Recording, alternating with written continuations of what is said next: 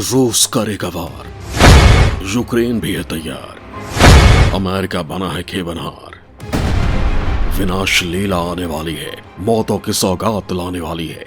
तबाह होगी जिंदगियां, लाशों के लगेंगे ढेर, मौत का करुण कंदन होगा और हर तरफ होगी चीख पुकार। जी हाँ दोस्तों, कुछ ऐसा ही होने वाला है रूस और यूक्रेन के बीच, जिसे सुनकर आप हिल जाएंगे, आपके पैरों तले जमीन खिसक जाएगी और आंखों के सामने अंधेरा छा जाएगा। दिमाग काम करना बंद कर देगा और आप बदहवास हो जाएंगे। सोचने पर मजबूर हो जाएंगे कि आखिर ये क्या और कैसे हो गया, आखिर क्यों सुपर पावर का पावर काम नहीं आ पाया। इस वीडियो में मैं आज आपको वो सब कुछ बताऊंगा जिसे आप जानना चाहते हैं, जिसे सोचकर आपकी नींद उड़ी हुई है। लेकिन उसके लिए आपको ये वीडियो पूरा देखना होगा, तभी आपको अपने सारे सवालों के जवाब मिल सकेंगे और आंखों के सामने से छाया अंधेरा दूर हो पाएगा। दोस्तों, वीडियो की शुरुआत करूं उससे पहले बता दूं कि अमेरिका ने दक्षिणी पूर्व पोलैंड में अपने एथलीट, सैनिक और उपकरण पहुंचा दिए हैं जो यूक्रेन की रक्षा करेंगे। इस पूरे मामले में वीडियो के अगले हिस्से में आपसे चर्चा करूंगा, लेकिन उससे पहले बात उस बीज की जो आज पेड़ बन गया है, और पेड़ भी ऐसा जो विनाश को दावत दे रहा है। 1999 में बोया गया था विवाद का बीज, आज बन गया है विनाश का पेड़। दोस्तों, यूक्रेन और रूस के बीच का विवाद आज का नहीं है, ये पटकथा बहुत पहले लिखी गई थी। मौजूदा तनाव के बीज 1999 में बोए गए थे, जब सोवियत यूनियन के विघटन के बाद नाटो ने मध्य और पूर्वी यूरोप से नए सदस्यों को संगठन में शामिल करने का फैसला किया। रूस ने इसका जोरदार विरोध किया था, लेकिन वो अकेला इस विस्तार को रोकने के लिए बहुत कमजोर था। लिहाजा रूस ने आंशिक रूप से समझौता करते हुए 1997 में नाटो के साथ एक संधि पर हस्ताक्षर किए। इस संधि ने नाटो के विस्तार को साफ तौर पर प्रतिबंधित नहीं किया, लेकिन नाटो ने नए सदस्य देशों के क्षेत्रों में सैनिकों और परमाणु हथियारों को तैनात नहीं करने पर अपनी सहमति जताई। इसके बाद नाटो ने वार्सा संधि के तहत ज्यादातर पूर्व सदस्यों को शामिल करने के लिए पूर्व की ओर विस्तार किया। विस्तार करने की इस इच्छा ने 2008 में जॉर्जिया और अब्खाज़िया और साउथ ओसेशिया को दोबारा हासिल करने के लिए प्रोत्साहित किया, लेकिन रूस ने जॉर्जिया की कोशिशें रोक दी। उस वक्त नाटो ने इस पर कोई कदम नहीं उठाया। फिर साल 2014 में यूक्रेन में रूस विरोधी सरकार आ गई।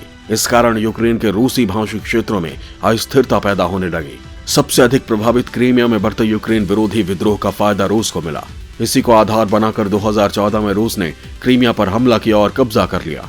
इसके बाद से यूक्रेन और रूस के बीच संघर्ष जारी है। हालांकि जर्मनी और फ्रांस ने यूक्रेन रूस विवाद को कई बार हल करने की कोशिश की, लेकिन नतीजा हमेशा सफल रहा। रूस पश्चिमी देशों की शर्त मानने को कभी तैयार नहीं हुआ। हालांकि पश्चिमी देशों की कोशिशों से एक बार शांति समझौता हुआ था, लेकिन वो भी केवल नाम के लिए।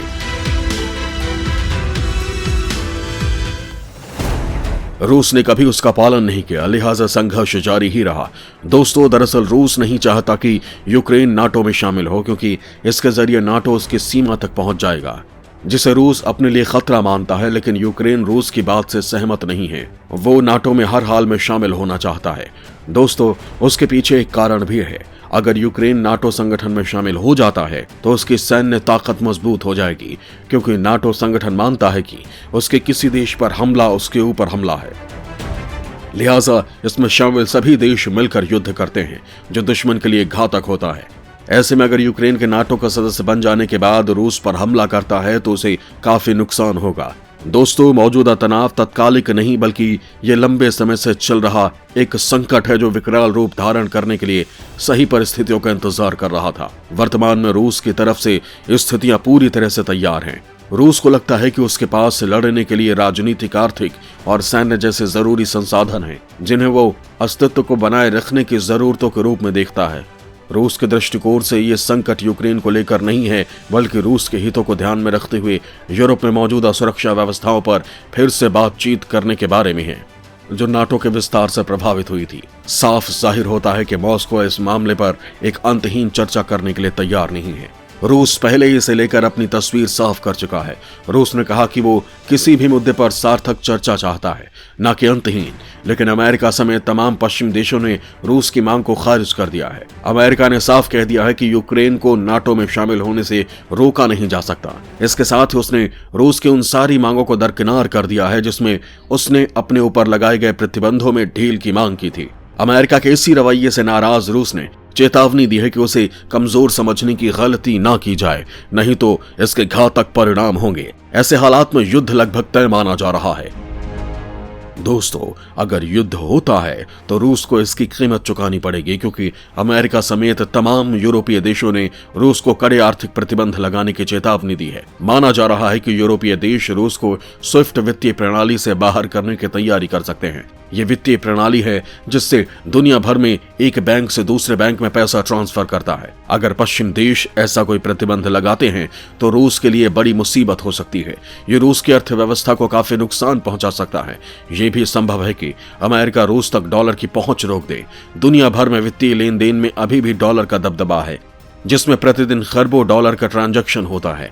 अमेरिका की तरह जर्मनी ने भी रूस को चेतावनी दी है कि अगर उसने यूक्रेन पर हमला किया तो वो नॉर्ड स्ट्रीम 2 गैस पाइपलाइन को चालू करने से रोक सकता है।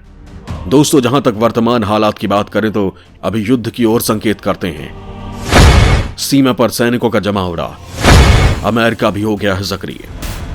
दोस्तों, यूक्रेन के साथ जारी तनाव के बीच रूस ने बेलारूस में 30,000 सैनिक के साथ परमाणु मिसाइलों को तैनात करना शुरू कर दिया है। इसके अलावा रूस ने यूक्रेन से लगी बेलारूस की सीमा के पास S-400 मिसाइल सिस्टम को भी तैनात किया है। नाटो ने कहा कि शीत युद्ध के खत्म होने के बाद बेलारूस में रूसी सैनिक की अब तक की सबसे बड़ी तैनाती है। दोस्तों, रूस और यूक्रेन के बीच युद्ध की आशंका को देखते हुए अमेरिका भी सक्रिय हो गया है। बाइडेन ने पोलैंड, रोमानिया और जर्मनी में अतिरिक्त अमेरिकी सैनिक तैनात करने के आदेश दिए हैं। इसके साथ ही अमेरिका ने दक्षिणी पूर्वी पोलैंड में एलीट सैनिक और उपकरण पहुंचा दिए हैं। बाइडेन ने रूसी आक्रमण की आशंका को देखते हुए वहां 1700 सैनिकों को तैनात करने का आदेश दिया है।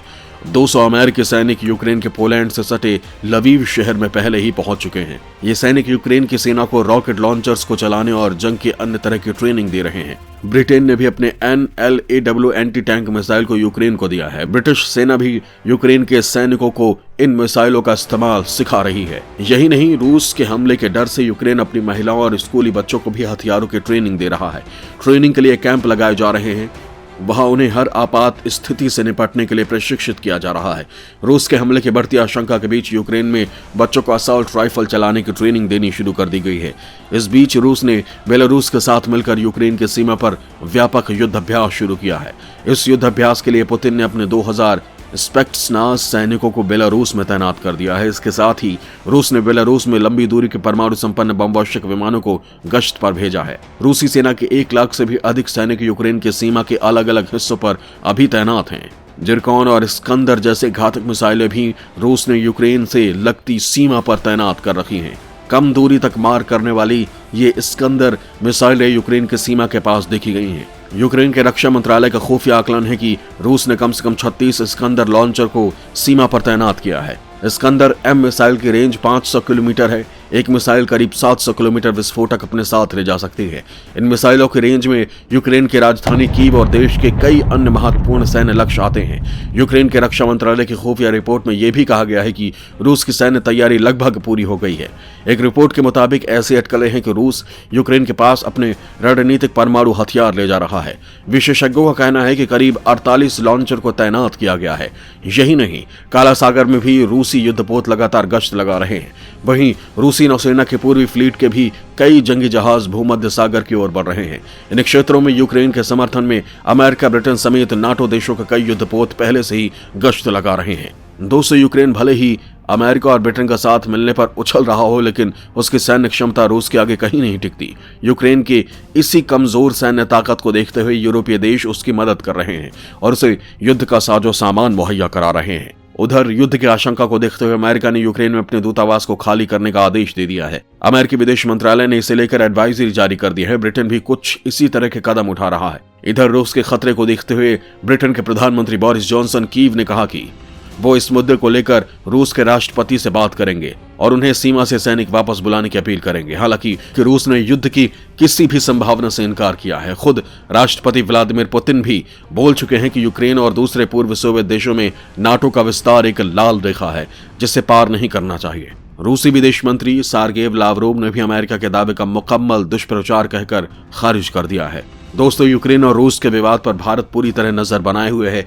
इस भंवर से निकलने के लिए रणनीति तैयार कर रहा है और कोशिश कर रहा है कि दोनों देशों के बीच युद्ध न हो। यूक्रेन ने इसे लेकर पीएम मोदी से गुहार लगाई है, लिहाजा पूरा विश्व भारत की ओर टकटकी लगाए देख रहा है। अब तो ये आने वाला वक्त ही बताएगा कि दोनों देशों के बीच युद्ध होगा या भारत इस महाविनाश को रोक देगा। जय हिंद, जय भारत।